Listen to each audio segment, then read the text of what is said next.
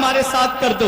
میرے آقا حضور صلی اللہ علیہ وسلم کے دونوں صحابی حضرت ابو بکر صدیق اور حضرت عمر فاروق اعظم کہتے ہیں علی تم جاؤ تو صحیح، ہم تمہاری مدد کرنے کے لیے تیار ہیں۔ اللہ اکبر۔ آج اگر کسی کا رشتہ مولانا طارق مصباحی کرا دے، وہ سمجھتا ہے اپنے آپ کو بہت بڑا سعادت مند سمجھتا ہے۔ اگر کسی کا رشتہ کوئی ایم ایل اے کرا دے تو چوراہے پہ کھڑے ہو کے ذکر کرتا ہے میرا رشتہ فلاں ایم ایل اے صاحب نے کرایا تھا۔ اگر کسی کا رشتہ کوئی ممبر کرا دے تو فخر سے کہتا ہے کہ میرا رشتہ فلاں ممبر نے کرایا تھا۔ مولا علی شیر خدا کی شان دیکھو، مولا علی شیر خدا کی عظمت دیکھو، مولا علی شیر خدا کا مقام و مرتبہ دیکھو۔ ان کے رشتے کا پیغام لے کر کے وہ آ رہے ہیں جو حضور کی امت میں حضور کے بعد سب سے افضل و اعلیٰ ہیں، وہ آ رہے ہیں۔ حضرت ابو بکر صدیق کے بعد میں حضرت عمر فاروق اعظم ہیں۔ مدینے والے مصطفیٰ نے جن کے بارے میں ارشاد فرمایا کہ عمر جس راستے سے گزر جاتا ہے اس راستے سے شیطان نہیں گزرتا ہے،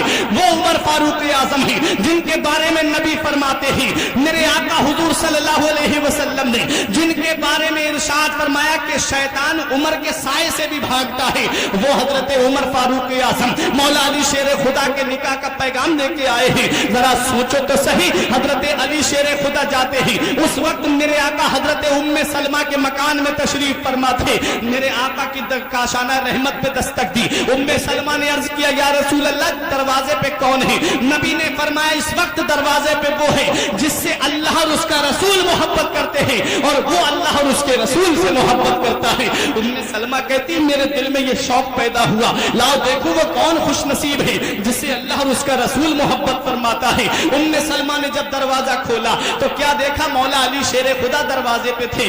آقا کی بارگاہ میں پہنچے، مدینے والے مصطفیٰ کو سلام کیا، نبی نے سلام کا جواب دیا۔ نبی نے فرمایا علی کیسے آنا ہوا؟ اب مولا علی شیر خدا شرم کی وجہ سے کچھ بول نہیں پا رہے تھے۔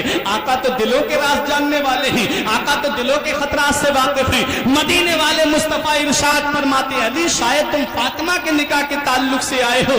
سر ہلا کے عرض کرتے ہاں یا رسول اللہ۔ نبی نے ارشاد فرمایا بتاؤ علی مہر ادا کرنے کے لیے تمہارے پاس کچھ ہے؟ اب علی شیر خدا کہتے ہیں آقا تین چیزیں ہیں، ایک میرے پاس زرہ ہے، ایک میرے پاس تلوار ہے، ایک میرے پاس سواری ہے۔ نبی نے فرمایا سواری تمہارے کام کی ہے، تم جنگ میں جانے کے لیے تیار رہتے ہو، تمہارے پاس تلوار بھی کام کی ہے، ایسا کرو زرہ کو لے جا کر کے بیچ دو اور اس سے جو قیمت ملے وہ میرے پاس لے کر کے آؤ۔ اے پیارے مسلمانوں یہاں پہنچ کے میں ایک بات آپ کو بتانا چاہتا ہوں۔ مولا علی شیر خدا سے مدینے والے مصطفیٰ نے یہ نہیں پوچھا علی میری بیٹی کو رکھو گے کہاں، نبی نے یہ نہیں پوچھا علی میری بیٹی کے لیے کتنے جوڑے لے کر کے آؤ گے، نبی نے یہ نہیں پوچھا علی میری بیٹی کے لیے زیورات کتنے لے کر کے آؤ گے۔ نبی پوچھ رہے ہیں کہ مہر ادا کرنے کے لیے تمہارے پاس کچھ ہے؟ آج مہر کے معاملے میں ایسی بات آ گئی ہے، انسان سوچتا ہے کہ جتنا ہو اتنا زیادہ باندھو، ہم کو کون سا دینا ہے۔ پیارے مسلمانوں یہ واجب ہے، واجب جب تک ادا نہیں ہوگا جب تک وہ عورت معاف نہ کر دے جس کا مہر ہے۔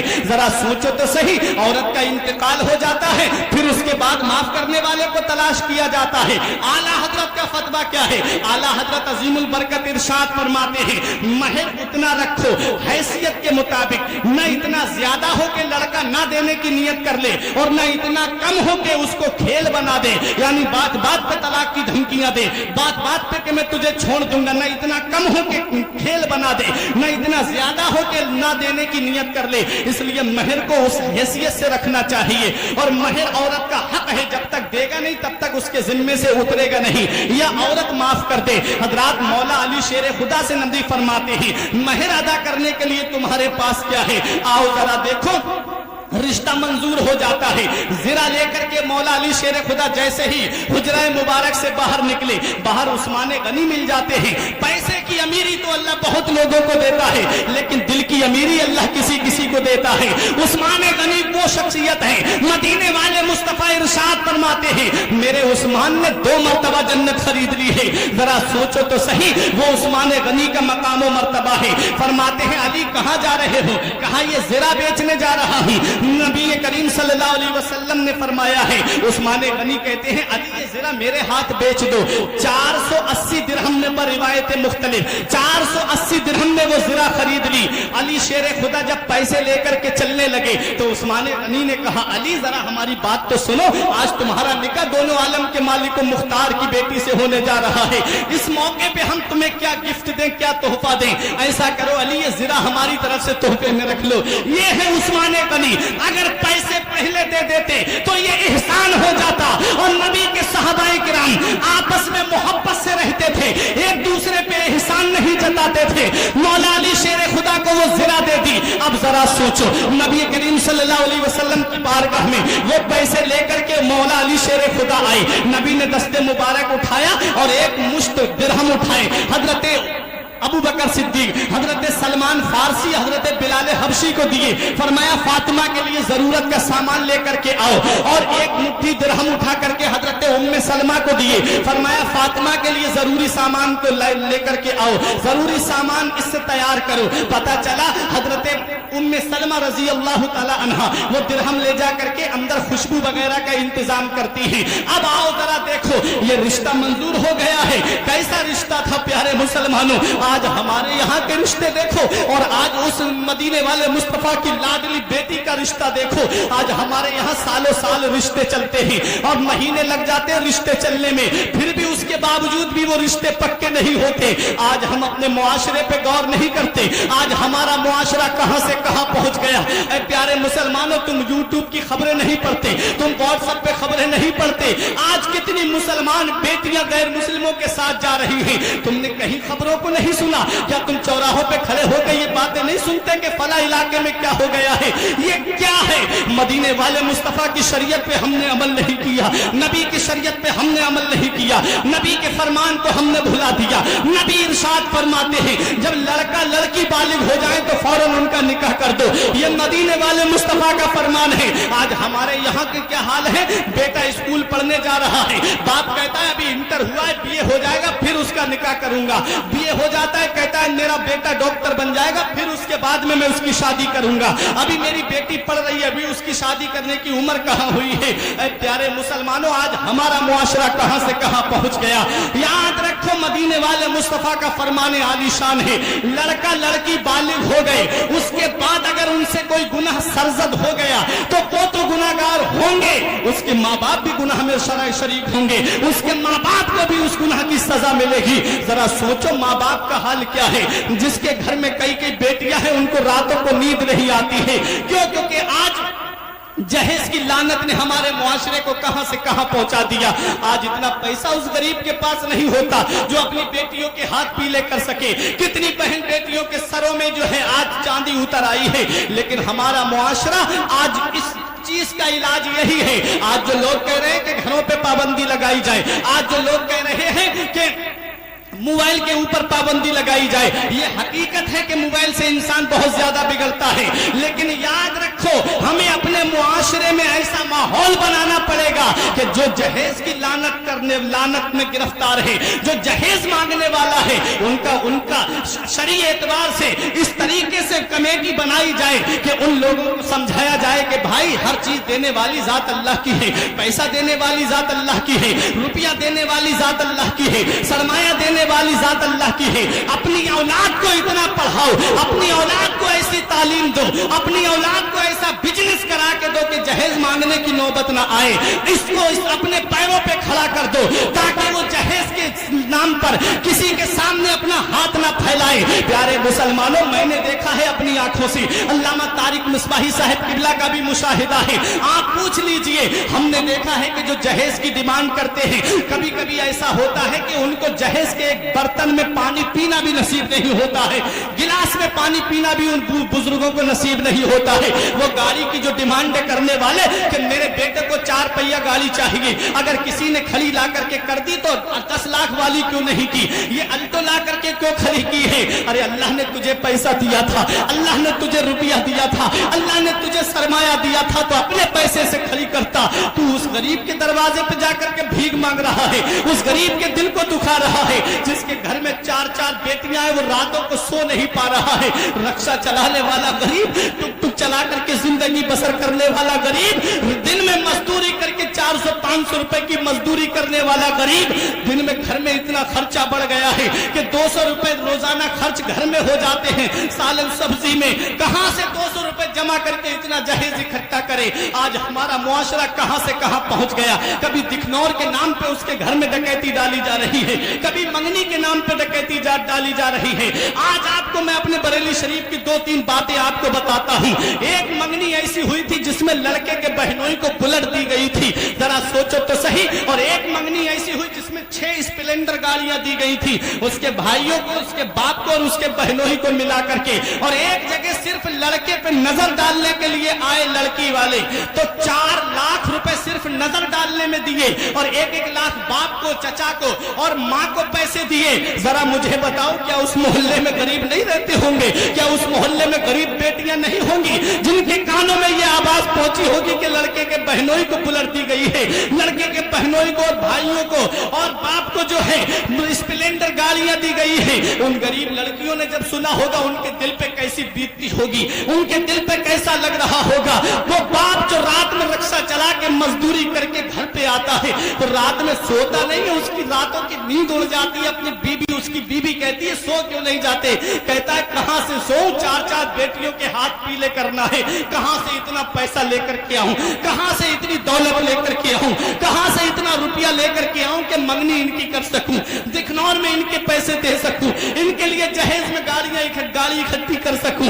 वो रातों को सोता नहीं है। ऐ प्यारे मुसलमानों, अल्लाह ने तुमको दौलत दी थी, अल्लाह ने तुमको पैसा दिया था, अल्लाह ने तुमको सरमाया दिया था। क्या अच्छा होता कि उस गरीब के घर पे जाकर कहते भाई हर चीज अल्लाह ने मुझे दी है, दौलत मेरे पास है, पैसा मेरे पास है, घर मेरा बेहतरीन बना हुआ है, एसी मेरे घर में लगी है, फ्रिज मेरे घर में है, वॉशिंग मशीन मेरे घर में है, बेड का इंतजाम मेरे घर में है। बस एक बेटी की कमी है जो मैं तेरे पास लेने के लिए आया हूँ। मैं तेरे घर से तेरी बेटी को लेकर के जा रहा हूँ। उस गरीब का दिल रह जाता। मदीने वाले मुस्तफा फरमाते हैं जिसने गरीब की दिलजोई की, मदीने वाले मुस्तफा का फरमाने आली शान है। जिसने किसी गरीब का दिल रख लिया, ये हज अकबर है, ये बड़ा वाला हज है। जरा सोचो तो सही। मौलाना रूम ने भी फरमाया अज हजार काबा यक दिल बेहतर अस्त, दिल बदस्ताबुर के हज अकबर अस्त। जिसने किसी मुसलमान का दिल रख लिया, ये हज अकबर है, ये बड़ा वाला हज है। जब इस तरह से जाते उस बेटी वाले के घर पे तो वो बेटी जो घर में बैठी है वो बहू बन के नहीं बल्कि बेटी बन करके आती और अपने सास ससुर को सास ससुर का दर्जा नहीं बल्कि माँ बाप का दर्जा देती हुई आती। तुमने उसके बाप को खून के आंसू रुलाया, तुमने उसकी माँ को रातों की नींदें उड़ा दी।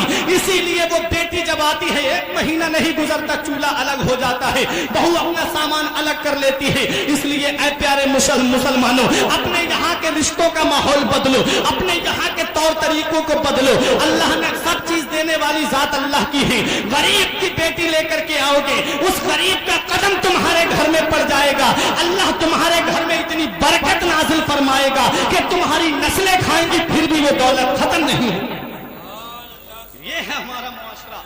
देखो मौला अली शेर खुदा की शादी सादा बिल्कुल।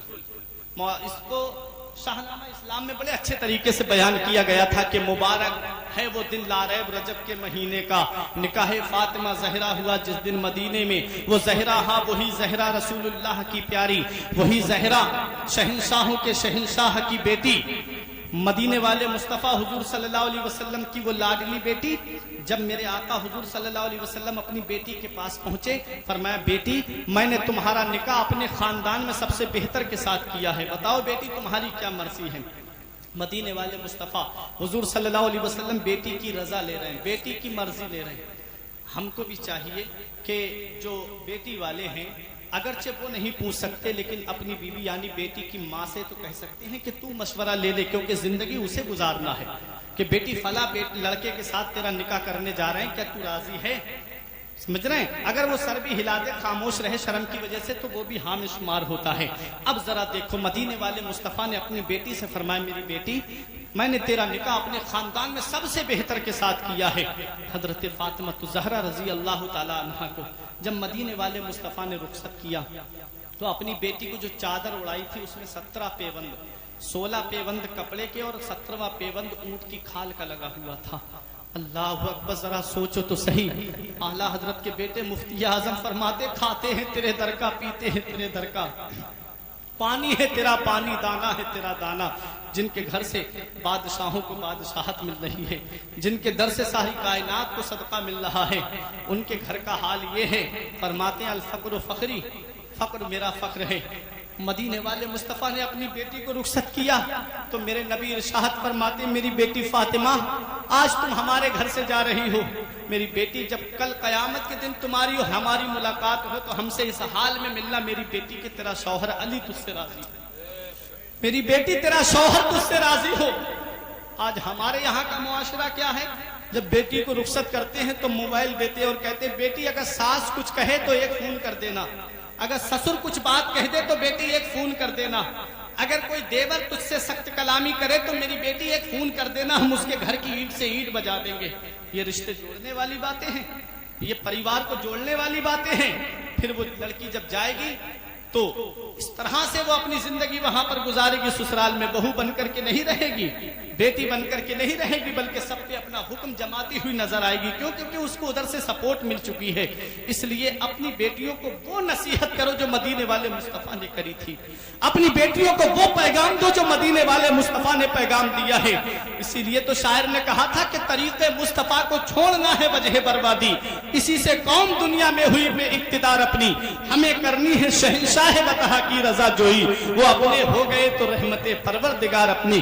نبی فرماتے ہیں کہ بیٹی جب کل قیامت کے دن تیری اور ہماری ملاقات ہو تو ہم سے اس حال میں ملنا میری بیٹی کہ تیرے شوہر تیرے علی تجھ سے راضی ہوں۔ حضرت فاطمہ نے عرض کیا بابا علی کیسے راضی ہوں گے؟ نبی فرماتے ہیں جب جب علی گھر میں داخل ہوں ان کو سلام پہلے تم کر لیا کرنا، بیٹی تم سلام پہلے کرو گی علی تم سے راضی رہیں گے۔ اللہ اکبر، یہ مولا علی شیر خدا رضی اللہ تعالی عنہ ہیں اور یہ حضرت فاطمہ الزہرا رضی اللہ تعالی عنہما ہیں۔